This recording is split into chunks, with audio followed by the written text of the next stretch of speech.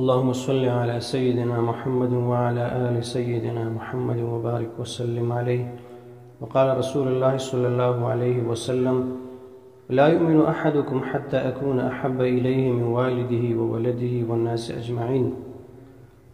محترم مسلمانانو، په دې حدیث کې پیغمبر علیه السلام مبارک فرمایي چې یو انسان تر هغه وخته پورې کامل مؤمن نشي جوړېدلی تر څو پورې چې د محبت زما سره د خپل اولاد او د مور او پلار او بلکې د تمام دنیا نه د هر یو څیز نه زیات نه وي. یعنی مطلب دا چې دغه ټولو نه سوا محبت یې ما سره وي، نو دا انسان کامل مؤمن دی. خو که چېرې د محبت ما سره دومره نه وي، د خپل اولاد د مور او پلار دنیا سره وي، نو دغه انسان کامل مؤمن نشي جوړېدلی، بلکې دی ناقص دی.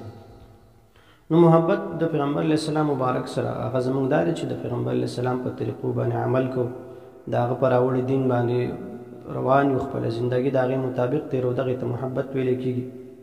محبت بیا یو طبعي محبت وی د یو بل عقلي محبت دی.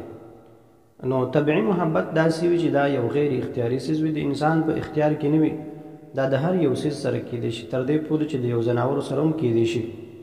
لکه بعضې کسان به تاسو وینئ چې هغوی به د سپو سره محبت کوي، سپي به ساتي. بعضې به تاسو وینئ چې هغوی به مرغۍ ساتي، د هغې شوق به کوي، د هغه طبعي محبت دی. د انسان طبیعت یو طرف ته میلان وکړي، دغې ته طبیعي محبت ویلی کېږي. نو دا د هر یو چا سره کېدی شي، دا د انسان په اختیار کې نه. لکه نن سبا تاسو عام معاشره کې وینئ د یو سره محبت، بل د بل سره عشق مجازي چې ورته ویلی کېږي، اصل کې دغه ګناه کې راځي، دغه جایز نه دي. دا هغه شیطاني د حرکاتو انسان کې راشي، په یو دغه باندې خدای پاک اخته کړي. الله دې ته موږ او تاسو وساتي. نو دغه ته طبیعي محبت ویلی کېږي. بل عقلي محبت دی. نو د پیغمبر علیه السلام مبارک سره زموږ او ستاسو عقلي محبت دی.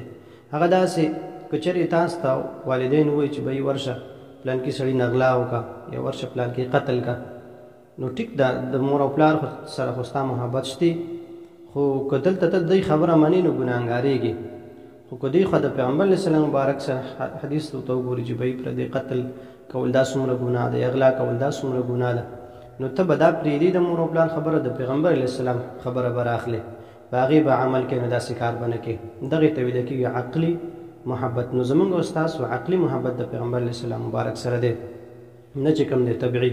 او موږ به ځان ته سوچ وکړو، وبه ګورو چې آیا په موږ کې عقلي محبت څومره دی، یعنې د پیغمبر علیه السلام په طریقو باندې موږ څومره روان یو، کم یو سنت باندې موږ عمل کوو موږ او تاسو. نو که هر یو انسان ځان ته سوچ وکړي چې آیا زما د پیغمبر علیه السلام مبارک سره محبت څومره دی، نو چې دی څومره پورې پیغمبر علیه السلام مبارک په سنتو باندې عمل کوي، د هغې په نقش قدم باندې روان وي، نو ته پوه شه چې دې انسان کې د پیغمبر علیه السلام مبارک هغه محبت شته. او که چېرې نه داسې نه وي، یعنې مطلب هغې کې د سنتو مطابق زندگی نه تېرېږي، هغې کې سنتو کمې وي، هغه نه کوي، او په ذولیاتو پسې ګرځي، مونځ اودس یې نه وي، نور عبادات یې نه وي، د پیغمبر په طریقو نه وي روان، دا سړی بیا ناقص دی.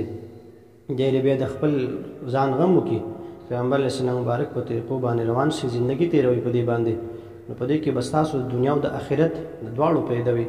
ځکه پیغمبر علیه السلام مبارک فرمایي چې یو سنت ژوندی کېدلو باندې انسان ته د 100 شهیدانو عمر ثواب میلاویږي.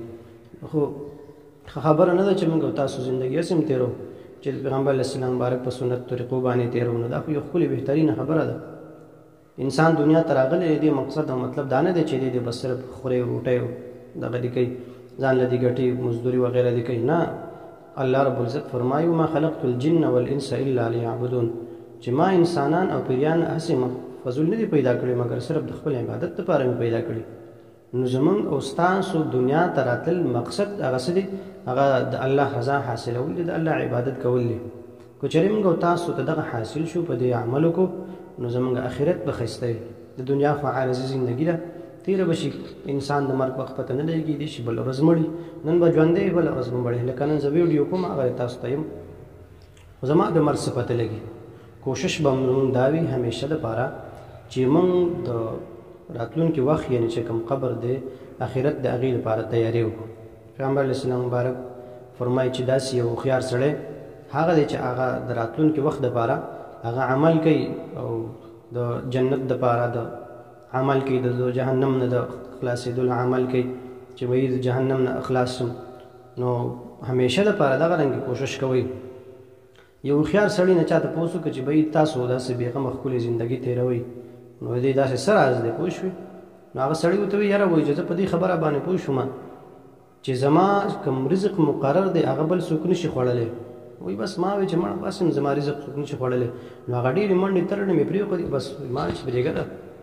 بیا وایي چې په دې خبره پوه شوم چې یاره یو ځل مرګ دی او الله ته به تل دي دغه دی، نو وایي د هغې دپاره مې تیاری شروع کړو. نو د مرګ تیاری څه دی؟ خو د الله په دین باندې د پیغمبر په طریقو باندې تلل دی که نه، په هغې باندې روان شوم، هغې عمل مې شروع کړو. نو وایي ځکه داسې بېغم او دغه سره زندګي تېروم.